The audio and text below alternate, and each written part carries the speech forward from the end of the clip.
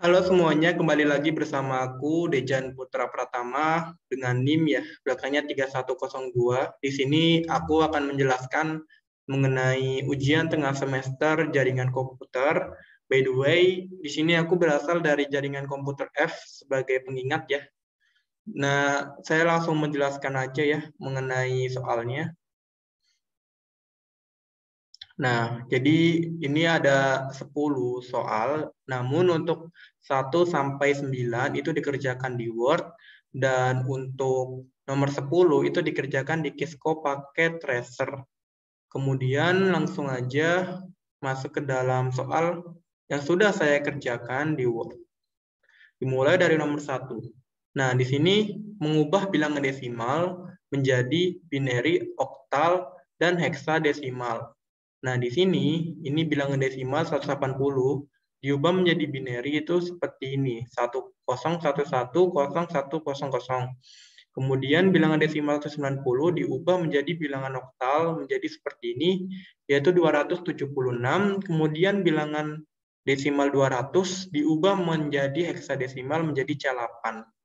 Nah, ini itu kayak bilangan basisnya gitu. Kalau desimal 10, binary atau binary itu 2, oktal 8, dan heksadesimal itu 16. Dan untuk C sendiri, itu dikarenakan heksadesimal itu sampai 16 ya. Jadi, karena bilangan basisnya 16. Nah, jadi yang A, B, C, D ini tuh, A itu menandakan kurang lebih ya. Ingat saya itu 10, 11, 12. Jadi biar nggak tumpang tindih sama angka sebelumnya dari 0 sampai 9.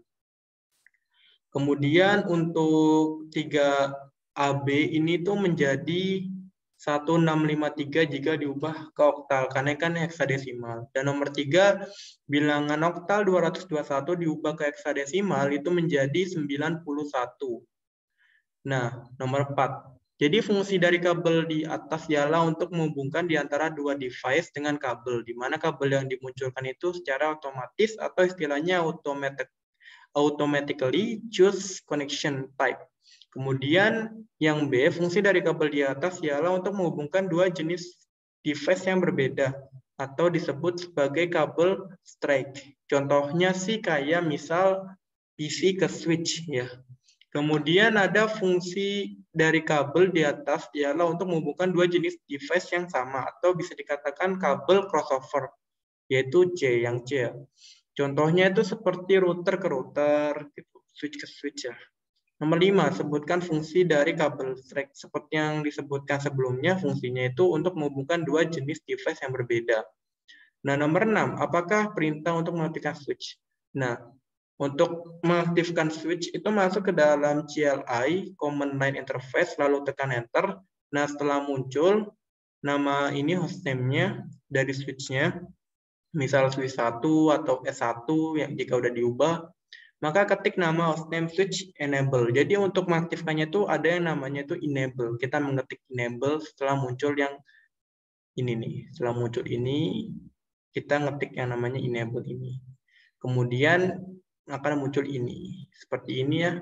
Jadi ini kenapa ada password? Karena saya sudah men-setting password untuk di line console 0-nya dan password untuk masuk ke dalam privilege-nya. Seperti itu. Kemudian nomor 7, apakah fungsi dari line console 0? Nah, jadi fungsinya itu ialah keamanan device. Jadi ketika user menggunakan device dan masuk ke dalam konfigurasi, maka user itu diminta untuk memasukkan password ketika login. Istilahnya ketika kalian sebagai user itu menggunakan laptop, ketika kalian sudah men-setting password, maka ketika laptop menyala, laptop akan otomatis meminta password kepada user. Seperti itu. Dan wajib diisi. Kemudian bagaimana cara mengubah password dari konsol? Nah, setelah mengaktifkan switch, maka kan kita menggunakan enable tadi untuk mengaktifkan.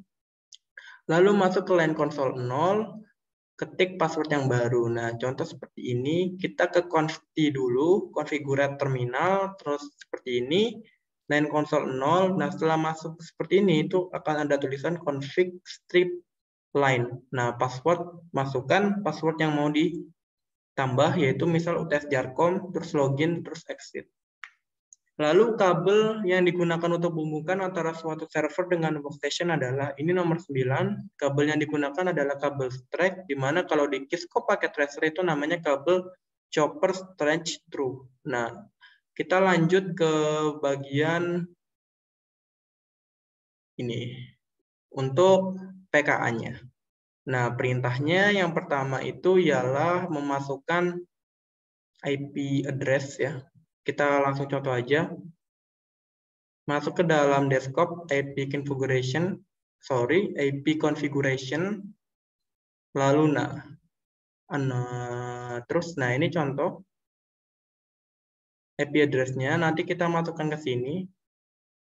Subnet mask itu nanti otomatis keisi, dan kita isi default gateway. Nah, seperti ini, dan langkah ini itu dilakukan dari PC 0 sampai PC 8. Jadi itu caranya untuk memasukkan IP address, subnet mask, dan default gateway. Untuk default gateway, ini tuh berdasarkan switch-nya gitu. Misal, switch 0 ya, itu kan PC 0. Nah, maka dia belakangnya 1.1. Jika switch 1, PC3 misalnya, itu belakangnya 2.1. Misal switch 2, nah PC 6 ini belakangnya 3.1. Seperti itu.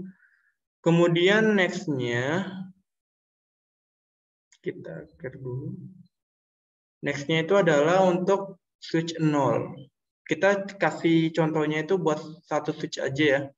Kita masuk ke CLI. Nah,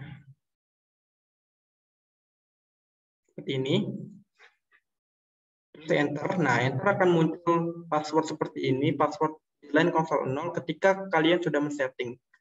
Kan saya sudah setting UTS Jarcom. Nah, untuk mengaktifkan kita bisa enable atau N kayak gini. Kemudian password untuk masuk privilege kan sudah saya masukkan rahasia.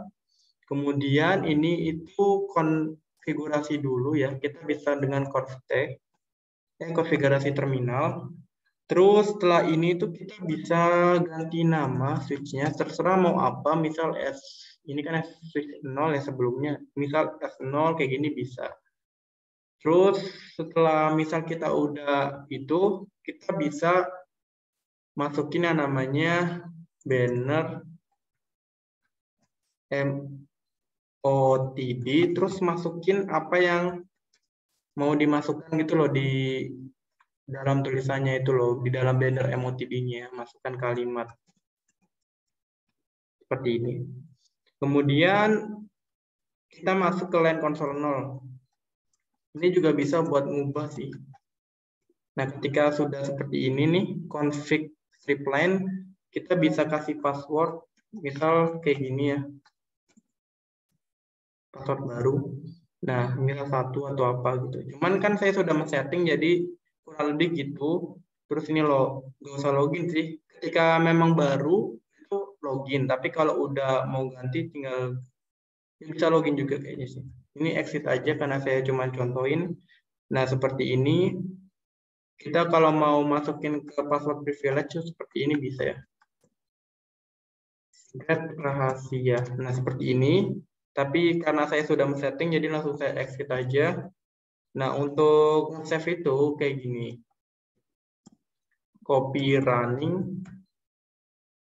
Step aja, akan langsung otomatis config. Terus start up, tab config. Nah, langsung enter kayak gini dan akan seperti ini. Ini berarti kita udah simpan konfigurasi ke NVRAM. Terus kita exit aja. Nah, itu untuk switch 0 dan untuk switch 1, switch 2 itu sama. Mungkin yang berbeda bisa dikatakan tuh hostname-nya. Jadi untuk switch 1 diubah ke S1, switch 2 itu nama hostname-nya diubah menjadi S2. Jadi kurang lebih seperti itu penjelasan dari saya. Cukup sekian, dan mohon maaf jika dari saya ada kesalahan penjelasan, dan terima kasih atas waktunya sudah menonton video yang saya buat. Jadi, sampai bertemu kembali. Bye.